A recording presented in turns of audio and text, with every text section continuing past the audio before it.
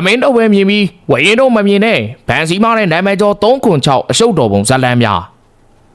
အားလုံးပဲမင်္ဂလာပါထားမထားတဲ့ရှားကြားတို့ channel ကနေပြန်လည်ပြီးတော့ကြိုဆိုလိုက်ရပါတယ်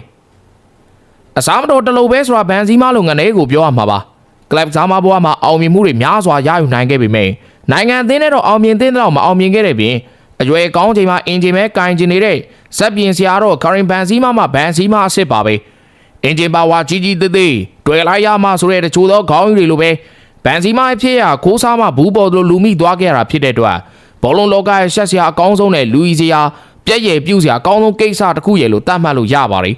်ဒါပြင်ရွှေဘောလုံးစုရှင်ဟောင်း current ဗန်စီမားဟာဘောလုံးသမားဘဝမှာဂိုးသွင်းကျန်းတော့ reputation နဲ့ပတ်သက်ရင်တော့သူ့ရဲ့လုပ်ရက်တွေကြောင့်ပဲထင်သားတော့ကိုမကြော်စောခဲ့တာလက်ခံရမှာပါဗန်စီမားတယောက်ဘာတွေများကမီနိုထားခဲ့လဲဆိုတာကိုတော့ဗီဒီယိုလေးကိုဆက်လိုက်ရအောင်ပါကရင်ဗန်စီမားနဲ့ပတ်သက်တဲ့နာမည်ကြီးသွားတဲ့ဖြစ်ကတော့ဇာဟီယာရေးခင်းပါပဲအဲ့ဒီဖြစ်မှာအဓိကလူတွေဖြစ်နေပါဝင်ခဲ့တဲ့သူတွေကပြင်သစ်ဘောလုံးကြော်မော်နာမည်ကြီးစားမားတွေဖြစ်တဲ့ Frank Ribery နဲ့ Karim Benzema တို့ပါတခြားဘောလုံးသမားတချို့လည်းအဲ့တုန်းကပါဝင်ခဲ့ပေမဲ့အဓိကဇက်လိုက်ဂျိုတွေကတော့ဒင်းတို့နှစ်ဦးပါဒီတကောင်သားတွေဟာဇာဟီယာဒီယာလို့ခေါ်တဲ့အသက်16နှစ်တောင်မပြည့်သေးတဲ့ပြည်စာတအုပ်နဲ့ပျော်ပါခဲ့တာဖြစ်ပါတယ်နောက်ပြီးတော့ဗန်စီမာ2008ခုနှစ်တုန်းကလည်းဇာဟီယာငွေပေးပြီးတော့လိန်ဆက်ဆံမှုတွေပြုလုပ်ခဲ့တယ်လို့ဆွဆွဲခံခဲ့ရတာဖြစ်ပါတယ်အဲ့ဒီအချိန်မှာအဲ့ဒီကောင်မလေးဇာဟီယာကအသက်16နှစ်ဝန်းကျင်သာရှိသေးတာပါပြင်သစ်နိုင်ငံမှာလိန်ဆက်ဆံဖို့အတွက်သဘောတူခွင့်ပြုတဲ့အသက်က15နှစ်ဆိုပေမဲ့ပြည်တစားလုပ်ငန်းတွေအတွက်ခွင့်ပြုတဲ့အသက်ကတော့18နှစ်ပါအဲ့တော့ရွှေကြောင်မသေးကြဘဲနဲ့ကေကီယာလုပ်ခဲ့တဲ့ဗန်စီမာနဲ့ရီဘာရီတို့ဟာအသက်မပြည့်သေးတဲ့ပြည်တစားကိုခါချင်းဝင်နဲ့ခေါ်ယူခြင်းဆိုတဲ့ပြင်မှုနဲ့အတူပဲဆွဲချက်တင်ခံခဲ့ရပါတယ်ဒါမဲ့ဘူးတလုံးဆောင်အိုတော်မစင်းရဘူးဆိုတဲ့အတိုင်းဗန်စီမာတို့နှစ်ဦးစလုံးကတော့ဇာဟီယာရဲ့တပ်ကိုတကယ်မသိခဲ့ကြောင်းညင်းဆိုသွားခဲ့ပါတယ်ကာကန်ရှင်ဇာဟီယာကိုယ်တိုင်ကလည်းဖောက်တယ်တွေကိုသူ့အသက်ကိုအမှန်တကယ်မပြောမိခဲ့တဲ့အကြောင်းထွက်ဆိုသွားခဲ့ပါတယ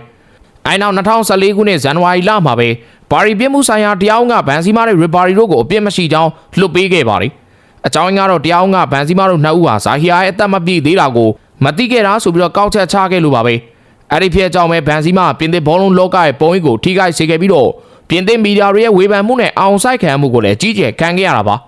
နောက်ထပ်ဗန်စီမာနဲ့ပတ်သက်တဲ့ဖြစ်ကတော့နိုင်ငံလက်ဝဲစဉ်အသင်းပေါ်မတ်ထရူဘယ်ပွေနာချင်းချောက်မှုဆိုတဲ့ကိစ္စပါမတ်ထရူဘယ်ပွေနာကြောင့်ပဲဗန်စီမာပြင်သစ်လက်ဝဲစဉ်အသင်းကနေ9နှစ်ကျော်ကြာအထိထုတ်ပယ်ခြင်းခံခဲ့ရတာဖြစ်ပါတယ်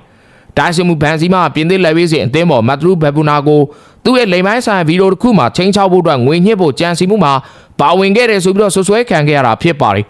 တနေ့တော့ဘယ်ဘူနာရဲ့လိမ်ပိုင်းဆိုင်ဗီဒီယိုဟာမတမာသူပြန်ပေးဆွဲသမားတွေလို့ယူဆတဲ့လူတွေလက်ထက်ကိုရောက်ရှိလို့သွားခဲ့ပါတယ်။အဲလူတွေကဗီဒီယိုကို public မှာချပြမယ်ဆိုပြီးတော့ချင်းချောက်ကကာကန်ရှင်ဘယ်ဘူနာထံကနေငွေကြေးတောင်းခံခဲ့တယ်လို့သိရပါတယ်။2015ခုနှစ်အောက်တိုဘာလမှာပဲဗန်စီမာဟာပြင်သစ်လက်ဝဲစဉ်အသင်းရဲ့၄ချိန်ကတ်မှာအသင်းမော်ဘယ်ဘူနာကိုဗီဒီယိုကိစ္စနဲ့ပတ်သက်ပြီးတော့စကားပြောခဲ့လို့သိရပါတယ်။ဆွဆွဲချက်တွေရဗန်စီမာငွေညှစ်တဲ့ကောင်ရဲ့ပွဲစားလို့ကိုယ်စလဲလို့လောက်ပြီးတော့ဘယ်ပွေနာကိုငွေမြန်ပေးလိုက်ဖို့တိုက်တွန်းခဲ့လို့ဆိုပြီးငပွားကြီးအနေနဲ့ပါဝင်လိုက်တာပါ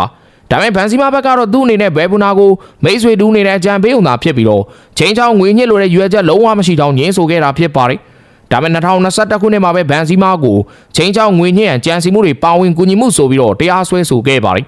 2021ခုနှစ်နိုဝင်ဘာလမှာပဲပဲရစ်မြို့ပြင်မှာရှိတဲ့တရားတစ်ခုကဗန်စီမာကိုအပြစ်ရှိကြောင်းစီရင်ချက်ချမှတ်ခဲ့ပါတယ်ဗန်စီမာကိုအဲ့ဖြစ်အကြောင်းဆိုင်းငံ့ထောင်ဒဏ်တစ်နှစ်1 year suspended J sentence နဲ့ဒဏ်ငွေယူရို9000ခွဲဒေါ်လာ8400ဝန်းကျင်ချမှတ်ခဲ့တာဖြစ်ပါတယ်ဒါမဲ့ဗန်စီမာကရှင်းနေတွေကနေစီရင်ချက်ကိုယူကန်ဝင်မယ်ဆိုပြီးတော့ချက်ချင်းကြေညာခဲ့ပါတယ်နောက်23ခုနှစ်မှာတော့ဗန်စီမာတရားစီရင်ချက်ကိုယူကန်ဝင်ရမှာရုပ်သိမ်းခဲ့ပြီးသူကသူပြစ်ရှိကြောင်းစီရင်ချက်ကိုလက်ခံလိုက်တာဖြစ်ပါတယ်အဲ့ဂျိုးစရီကြောင့်ပဲဗန်စီမာ2015ခုနှစ်ကနေ2021ခုနှစ်ထိပြင်သစ်လက်ဝဲစဉ်အသင်းမှာဖယ်ရှားခံလိုက်ရပါတယ